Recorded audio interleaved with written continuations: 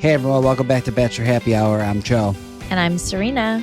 And we are here with another episode. This is a special episode because we don't have a guest. Serena's my guest. Actually, and I'm your guest. Yeah. And you're my guest. I'm your guest and I'm your guest. How are we doing today? We're doing good. How are you doing? I'm doing good. So we're going to, for our listeners, we're going to break this down into 3 segments. We're going to first talk a little bit about ourselves because we are so interesting. And then we have segment 2 where we're going to have our hot takes on what's going on in Bachelor Nation right now. And then segment 3, we're just going to talk about the upcoming season of Bachelor in Paradise. Okay, so Serena finally got approved for your green card, which I don't think people understand what a lengthy process this has been.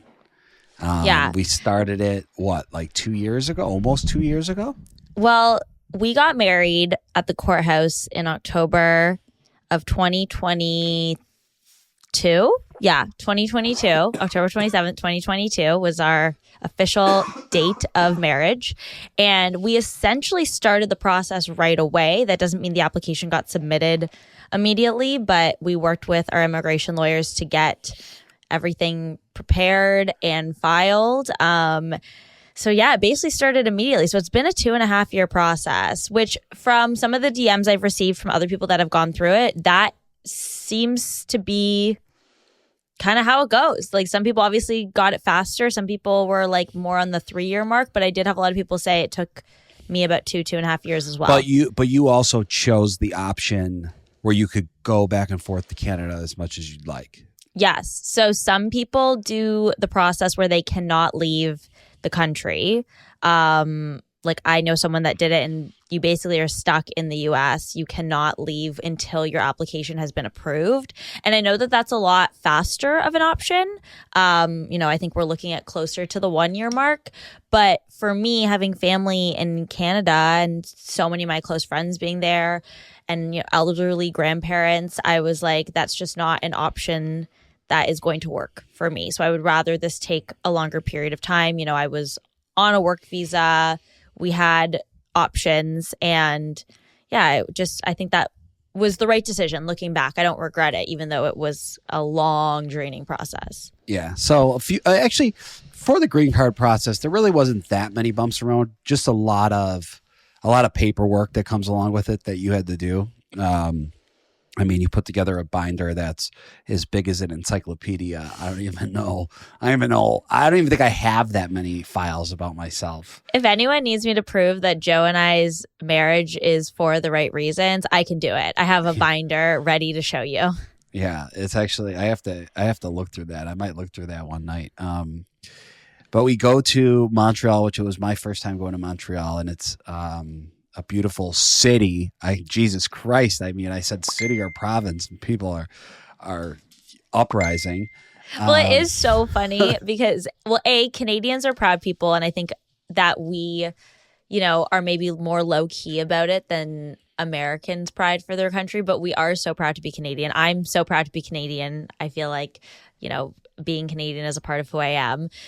But they're just defensive, and it is ironic because we learned so much about America and American geography as Canadians, and you guys just learned nothing. But at the same time, as someone who's so bad at geography, I did not expect media calling it a city or a province. Because also Quebec is a province, but then there's Quebec City, which is a city. So I also just pick up my phone and talk, I could have been talking about we could have been in San Francisco and I would have been this city or town or whatever it is. I don't know. I was just talking fast. I didn't give it much thought, but Jesus. Clearly. Yeah, clearly. So for all the people I offended, I'm not really sorry, but next time. Now to call it a city. Yeah, next time. Yeah, now I know to call it a city. But yeah, beautiful. I love Montreal. Great. What was food. your favorite part of Montreal? I do really like the look of old Montreal. I like the cobblestone streets. I like all the designs of a lot of the restaurants. I thought the restaurants and the food was excellent. I liked everywhere we went for the most part was good, except the bagels. Bagels can't compare to New York bagels. Like not even in like No. like for even to be in the same discussion, they're not even in the same discussion. I actually can agree with that. I mean, they're kind of hard to compare because obviously they're just a different style of bagel, but the bagel sandwich that you got, like the lack of effort put into it, it looked gross. Like it grossed me out looking at it. And you would just never catch that happening in New York at any of the bagel shops. I just feel like there's so much more pride around the bagels there. Oh, it was gross. It was really gross. And that takes a lot for me to say. It was actually gross. For me to call something gross, I don't feel like I use that word a lot about food, and I was really grossed out by what you were eating. But the smoked meat sandwich was really good from Delicious from Schwartz's. But yes, and then Joe Beef lived up to the hype. Absolutely, I loved it. But we were a little. Serena was you were very stressed. You were very anxious. Yeah. You have your big binder. We feel pretty good, but you keep saying like, I feel like something's gonna go wrong. I know. I am in my head. I'm like, I would have showed up with like the minimum, and I feel like you have gone like over the top with what you're bringing. So I'm like, you are definitely gonna be good. And then and I've been working for so long on it too, and like just ensuring everything is like ready to go, and having like I'm literally blowing up my immigration lawyer's email every single day. Like I've been working with this girl for like years, and she's probably never heard from me this much because I'm just like, it's expensive too, right? Like we're paying to fly out there, we're paying for the hotels, we're paying for Ubers. And like as much as we ended up trying to make it a little bit more of like a fun getaway, and at times it was, like there is this underlying impending doom all week about the star of the show, which is the green card interview. Yep. And then you walk in. I have to leave you. I can't even go in. Initially, I was like, this is going to be like the movie Proposal. Yeah. If you guys have seen that movie, Sandra Bullock and Ryan Reynolds, she's a Canadian, and the movie ends with like this green card interview scene. It almost feels like a random little, it's like with the credits.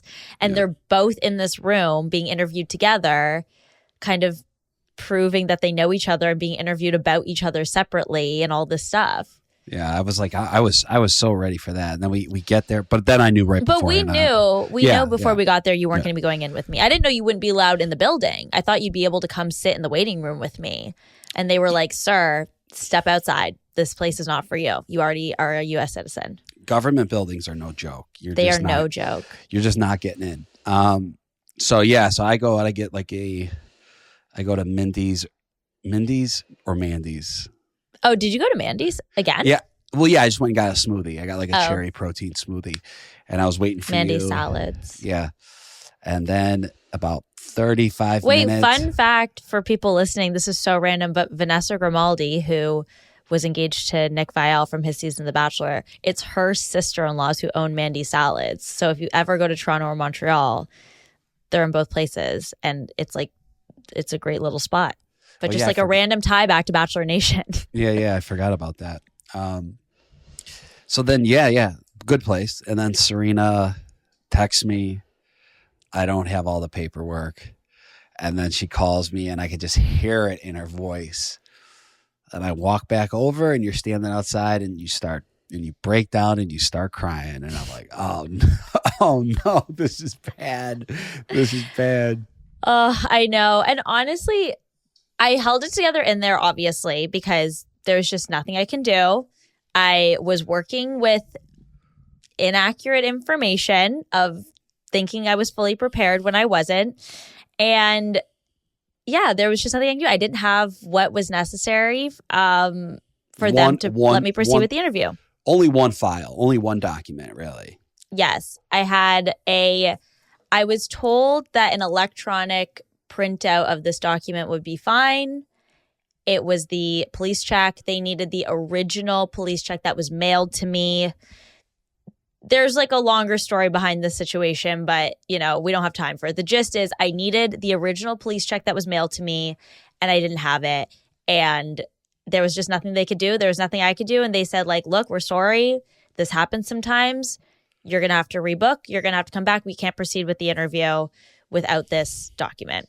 And I was like, okay, thank you. The girl was really nice. Like, she obviously felt bad. They don't want to turn you away, obviously. I mean, I would hope not. I'm standing in front of her. She knows that I'm like hopeful to do this interview, and she knows that obviously a mistake has been made, and it is what it is. So I was just like, okay, trying to get all the information.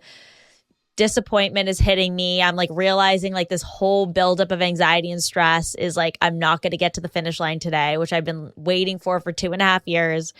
I go outside and I literally, the minute I see Joe, I break down. Because honestly, it was just like, I just feel like my anxiety was crashing, and also just such a disappointing moment. Like, I felt so disappointed, so bummed out, and just like, I cannot believe I have to do this all over again.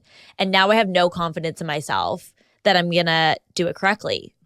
It was, yeah, it was really disappointing. But we were able to make an appointment the following week. You had to fly back to Toronto and get the one document that you had at your dad's office.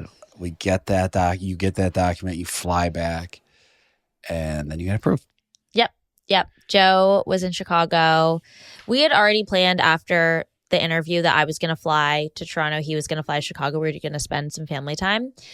So I already had a flight booked. I got what I needed. And then my mom had some points, and she was nice enough to come out with me, which originally I was like, I feel like as an adult, you're like, it's fine. Like, I can just do this myself. I'll just figure it out. Like, it's fine. Having my mom there was the best thing ever. Like, I just, like, sometimes you're like, I just need my mom, and she's amazing in those situations. Obviously, I would have loved for you to be there, Joe, but that just didn't make as much sense. And yeah, it all worked out. And I'm so relieved. I'm so happy. And I'm literally, after this podcast, going to pick up my passport so that I can re-enter the U.S. and declare that I have a green card and a permanent residency.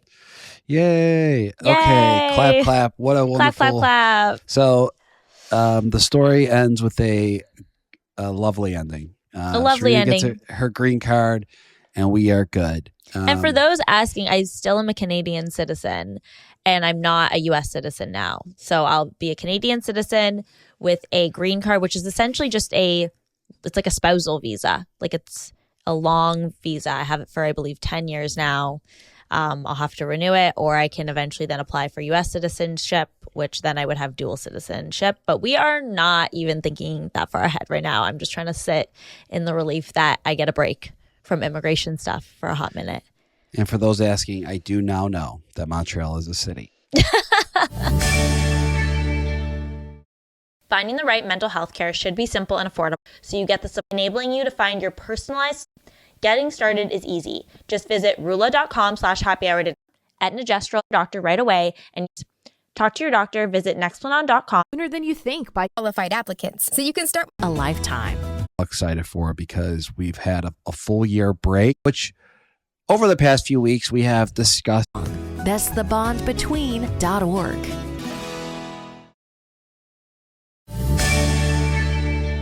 Moving on to segment 2, hot takes, which over the past few weeks we have discussed some of these, but we'll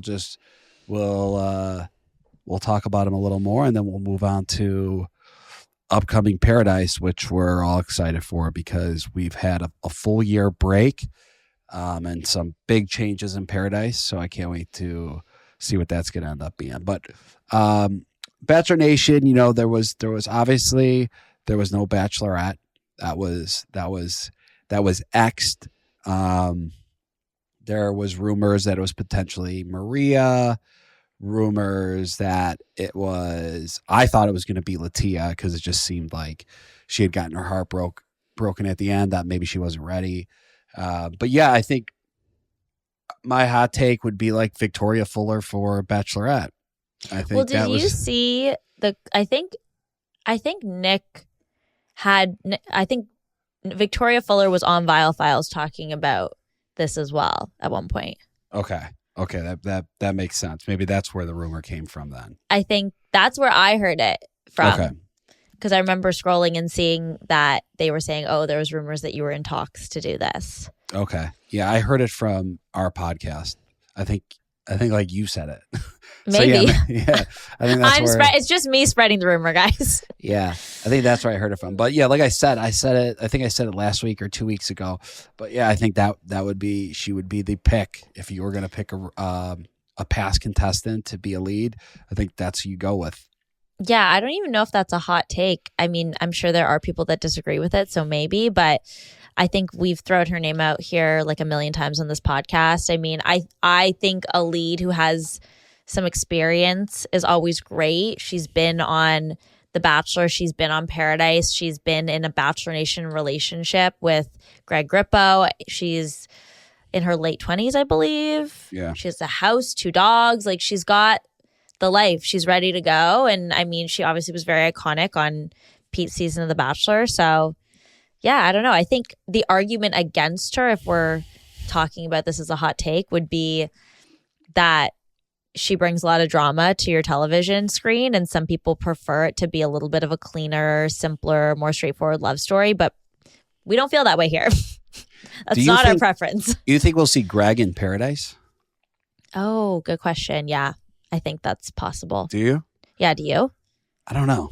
I feel like Greg is just been out of it for so long. I don't see him coming back.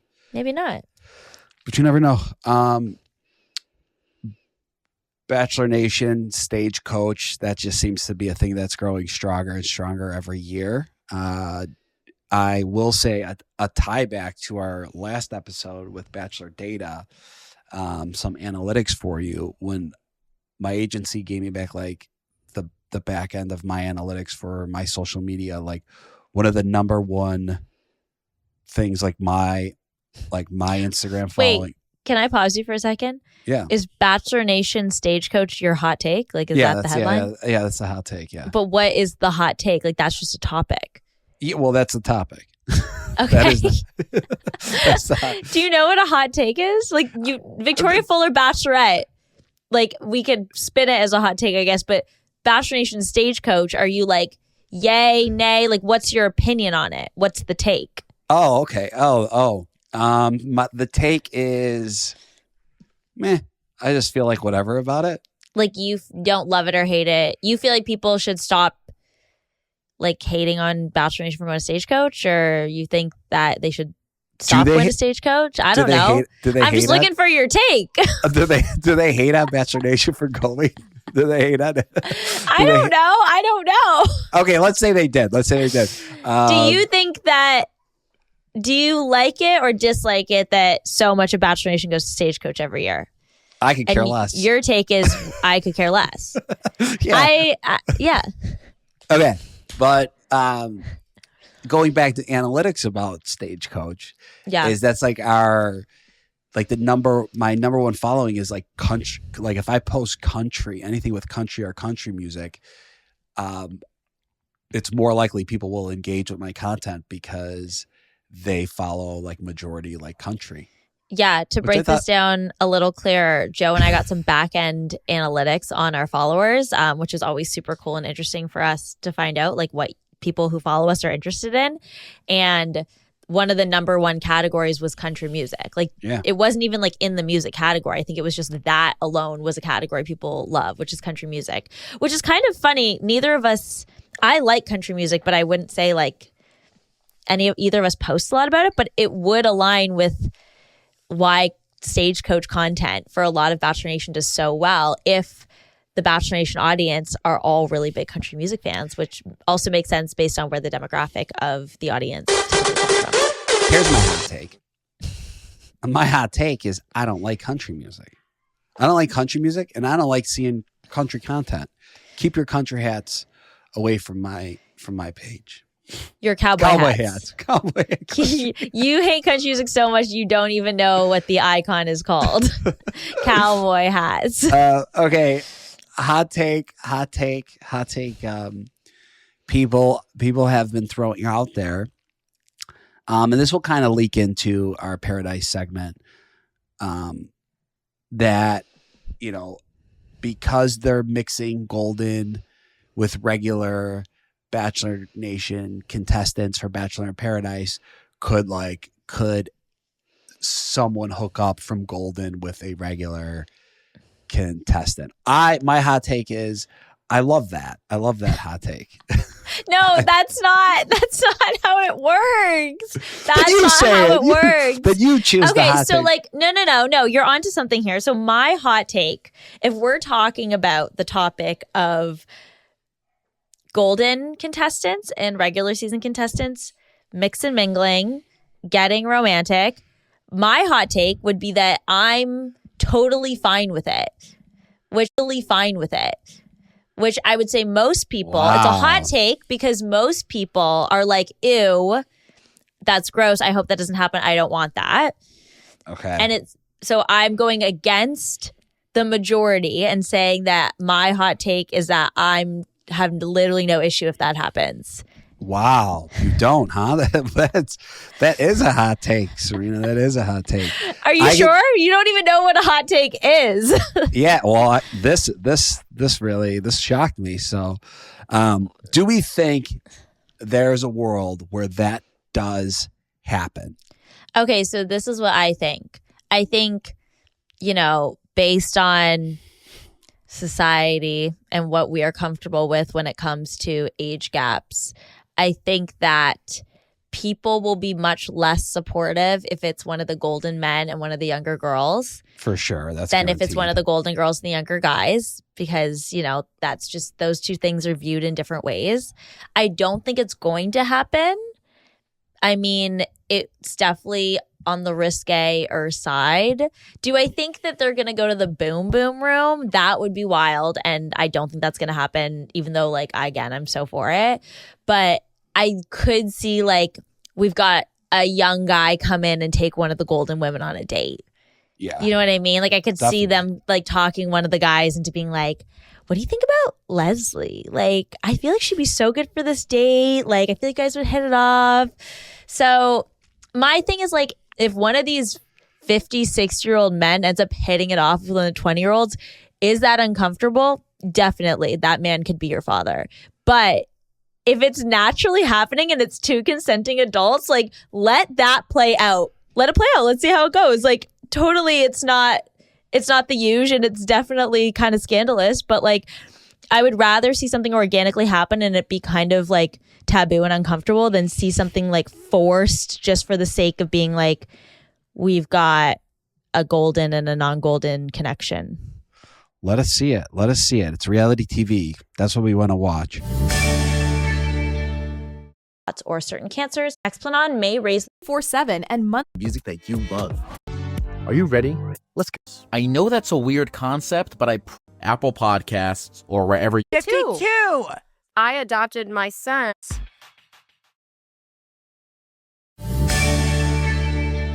Okay. Moving on past hot takes. To segment 3, upcoming Paradise. This was the show that we met. Some changes, a location change, which I feel so they are now filming in Costa Rica. That's a little sad for us because if we ever do get invited back and we have the time to go, it's not going to be the same place we met. I know. Knowing that the last time we were there is probably the last time we'll ever be there, and it is the place that we met, fell in love, got engaged, a huge part of our history. It is sad. I like seeing that on the screen. It makes me feel so sentimental and nostalgic, and I feel like that's got to be a lot of Paradise couples feel that way. And we do have, we do have so much history there, and we do have a lot of Paradise couples. But we were just in Costa Rica, and we did love it. Love Costa Rica. But yeah, I kind of, it's a little sad. The other mix is what we just talked about. So we could blow past that, the Golden people being there, and Hannah Brown coming down is a champagne room waitress / cocktail server. I think she's waitress. Have you ever seen waitstaff in Paradise? Well, I never seen Hannah Brown in Paradise either, so that's new. I personally like Hannah Brown. I think she's great. Yeah, she's been on our podcast a few times and she's always so great. I don't know how many like co-hosts we need on this show at this point. Like we are now like Jesse Palmer, Wells, Hannah Brown. I get what you're saying. I mean, I love Hannah Brown. I actually think she's a great fit for this, and I'm excited to see what she brings to the show down there. I also thought like she hosted. Yeah, she was great when she did that. She did like that True Circle. She was so good. Like I feel really positively about that casting. Obviously, I'd feel more positively if it was one of us, but no shame, no shade. We love Hannah Brown and we are very happy for her. And I guess my question is more just like, okay, so we've got Hannah Brown in this like champagne room. I'm thinking maybe it's going to be like she comes out during rose ceremonies and it's like a specialty bar situation and people go chat to her. But obviously we don't know exactly what that entails yet. But like there's only so much screen time. So like now we're not only dividing it up between regular contestants and golden contestants, we're now adding, we got Jesse Palmer Wells and we're adding Hannah Brown. Yeah. So it's like, how big of a role is hers going to be? Is that going to impact the amount we see Wells? Is that going to impact the amount we get to see of the actual like drama and relationships amongst the contestants? And you have the golden contestants too. Yeah, no, that's what I'm saying. Like so we now, have there's a just lot. I just feel like there is a lot. We're doing a lot. Like I know we're trying to come back bigger and better than ever. And it's like, we have a new location. We got a new bartender and we got golden contestants. But it's like, are we doing too much? Are we trying to do too much? Like Paradise was good before. I know we took a year off and that was necessary, but like we got a lot of good contestants coming this season. I feel optimistic on that alone. And I feel like there's like more surprises to come potentially. So I'm feeling like optimistic, but also like a little hesitant. Like how much is changing? How much are we trying to add? Like why are we doing so much? I agree. So yeah, it'll be interesting. Do we want to throw out a few potential matches? Yeah. Well, we've had some people come on, but like a strong one. Like, really, don't just like throw some random one. I want one that you actually really believe could happen. Well, I don't know who's going, so that kind of makes it hard. Like once I see the cast list, I could really start drafting some predictions. But okay. So I will say I'm going to go Alex and Jonathan. Alex. Okay. So that's a good prediction because I would assume both of them. Well, we know for sure Jonathan's going to be there. Yes, and I think it's fair to say Alex is very likely going to be there as well, unless she's met someone quietly and we don't know about it. And I actually think those two would hit it off. I think that once people start throwing couple predictions around, those people start to get curious. And I feel like I've heard people say Alex and Jonathan. So there's no way that Alex isn't like checking out Jonathan and Jonathan's not checking out Alex. Yeah. Okay, I'm going to say, I'm trying to think of another guy that I think would be there. Who was the last season? Jen's guys. Yeah, so like Jeremy, Hakeem, Jonathan, Spencer. All right, I'm gonna throw a random one out there. Okay. Sam from Jen season. Which one? N or M? The one that lasted longer. Blondie. Yeah, kind of got a little bit the villain edit. Yeah. I'm gonna go Sam M and Zoe. What? No. I just said it's gonna be. I just said it's a crazy one. That's a hot take, Joe. That is a hot take. And I'm sticking with it. I don't know if I see it, but I mean, I love an unpredictable couple, so I'm always for that happening. Out of the people that we know for sure that are going to be there, so we know Zoe's going to be there for sure. Mm-hmm. We know Hakeem's going to be there. Mm-hmm. And we know Jonathan's going to be there. Those are the three we know for And certain. we know Leslie and Gary from Golden. Leslie and Gary, yes. Is there, out of any of those people, do we think someone's going to do very well and someone in that group it's not going to be their environment? I don't think any of the people that are already cast are going to get engaged. Wow. Okay, so you don't think... Okay, interesting. Okay, I'm going to say I think Jonathan does get engaged. Really? Okay, I like it. I mean, I hope they all get engaged, you know? Yeah, that's what I think. I think Yeah, I think he gets engaged. Well, they announced that it's airing July 5th, right? Yeah. So, filming, Wells posted on his story the other day saying bye to Sarah, that he's heading to Costa Rica, and filming is starting, either has started or is starting soon. And before you know it, it's going to be July 5th, which I'm happy about. I'm happy it's airing earlier this year. Yeah. Especially because we didn't have The Bachelorette. So we've had a little bit of a breather from Bachelor. And then, we've got the new Golden Bachelor right around the corner. So yeah, I'm excited. And I'm excited to see the full cast list because that's always Me too. fun. There's always some surprises. Yeah. Great. Well, this was a very fun episode. Thank you guys for tuning in, and make sure you stay tuned and download and subscribe to Bachelor Happy Hour. Thanks so much for listening. We'll have more exclusive interviews and new fun episodes coming your way. Bye. At Ritual, Mother's Day is kind of a big deal, and we're celebrating accordingly. Find your ritual. If mom needs a bit of stress relief, digestive support, or is looking to support glowy, smooth skin, do it at Ritual. Tuning in, and make sure you stay tuned and download and subscribe to Bachelor Happy Hour. Thanks so much for listening. We'll have more exclusive interviews and new fun episodes coming your way. Bye.